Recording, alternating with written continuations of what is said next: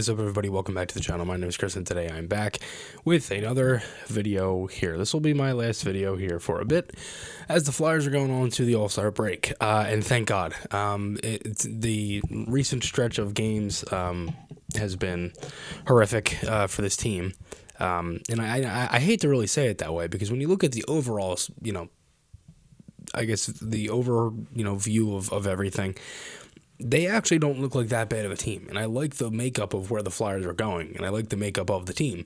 It's just these past couple of games have just sucked, to be, quite frank. So a 6-2 loss to the Bruins, down 4-0 at the end of the first. After last night's amazing alumni game, I thought the Flyers hit that out of the park. They did everything right in that. It was a good ceremony, I thought, today for Mark Recchi. It was a good game last night. Good crowd. I think it was over 15,000 was around the crowd last night. It was a really good event. And the Flyers, they did a hell of a job with the cup, presentation and everything.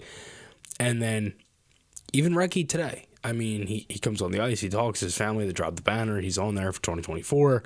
Obviously the last, couple of guys that got in were, Paul Holmgren and Rick Tocchet in 2021. In a Flyers 2-1 win against the Calgary Flames. And, it was a good win that night, and it was a good game and everything. And that was what I wanted to see, was can you, get a little boost from the Recchi stuff, from the alumni game, and can you win this game against a really good team in the Boston Bruins, who you haven't won at home against since October 20th of 2021. That was not the case. The Flyers had a good first maybe 5-10 minutes. They played with energy. They played with pace. They got pucks in. They had, I think, 9 of the first 12 shots in this game. And they won 9 of the first 10 faceoffs. Like, they were really all over it in the first couple of minutes.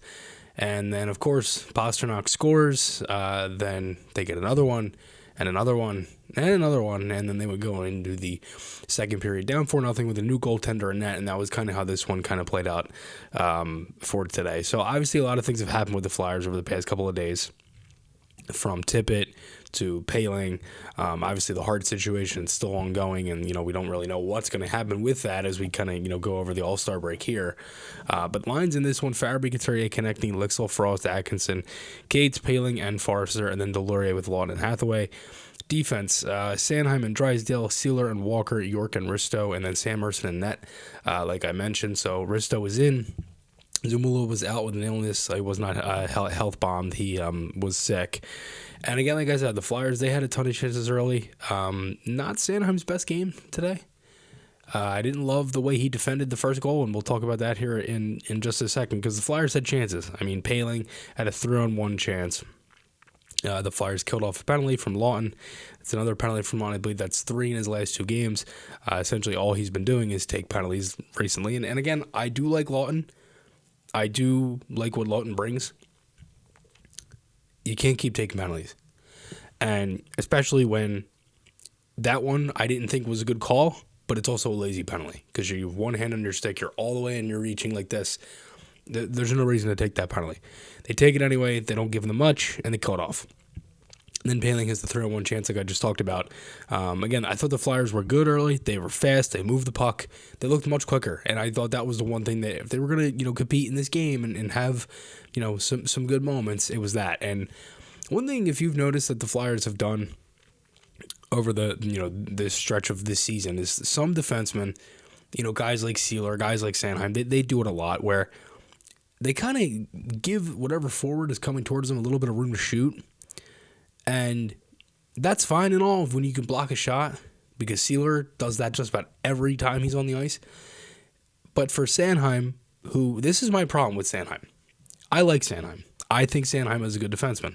I do think Sanheim can be a player that can be a part of this rebuild, B, can play into that contract, and C, is just a good all around, everyday NHL defenseman. I don't know to what caliber, but I think he can be part of it. And he's done that for, this is game 50 for the Flyers, so they have 32 left after the break.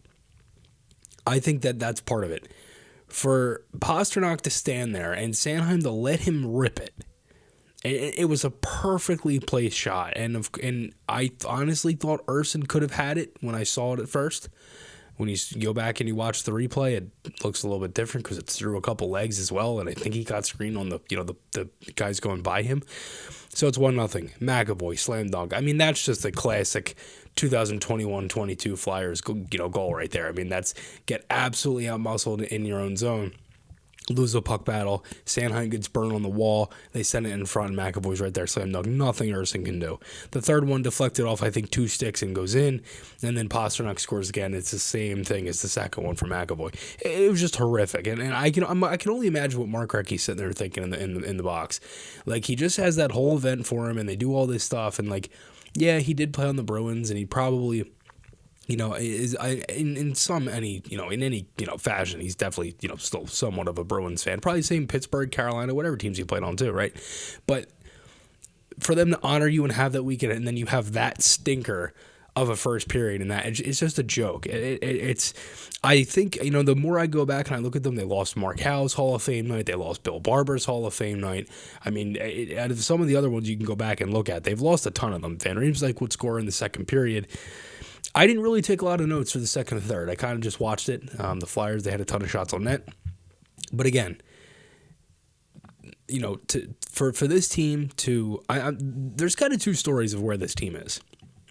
Because you look at the overall, aspect of things, and they go into the All-Star break 25, 19, and 6 with 56 points in 50 games. Their goal differential is minus because they've given up 27 goals in their last 5 games. It was plus, and it was a good plus for a while. But considering that they've, haven't really scored a ton recently, and they've given up, like I said, 27 in their last 5, that number is going to be that way. A 5-game losing streak. Thankfully, the good thing about this is some of these teams have been winning. Or have been losing, excuse me. So you have the Devils, they're on a 1-game losing streak. Islanders with 2, Capitals with 3. The Penguins, they were losing at one point. I believe they did win their last game. No, they did lose in... the Penguins are actually on a 3-game losing streak. So that's the only, upside. So, there are NHL games till Wednesday as well. The Flyers are off again until February 6th. So they are in a playoff spot. They're only 3 points out of second place. And they're only 7 points out of first. Like, they are still right there in it, and thankfully, they've kind of built themselves up to where they can not really afford a streak like this, but they can a little bit because, again, some of these other teams are losing. But you have to come out of the break hot now. Again, this team needs the break. I mean, some of these guys, Forrester just scored 2 goals today, and one of them actually was a really nice goal. Something I'd like to see Forrester do, not in a game where the Flyers are down 5-0, but you have a lot of guys on this team that have kind of been struggling. I think Sanheim was one of them. Ristolainen was one of them. Lawton is another one. Erson, I think, maybe kind of get a little clear headspace, see what can kind of go into the break and deal with that. Konechny, I think, has struggled a little bit, not in the sense of like he hasn't been, doing what Konechny does, because he's always does what Konechny does. But, I do think there have been some moments where some guys, it's kind of caught up to them a little bit. And I think the more as you kind of go into the rest of the season, and, again, like I said, we go into the All-Star break, it's kind of a good time for this to happen. So let me know your guys' thoughts below. Make sure to hit like and subscribe. If you enjoyed watching this video, always remember to check out Maher Media for all things that we do over at Maher Media. We got a lot of cool stuff coming. And thanks everybody again for all the support. As always, my name is Chris, and I'll talk to you all again soon.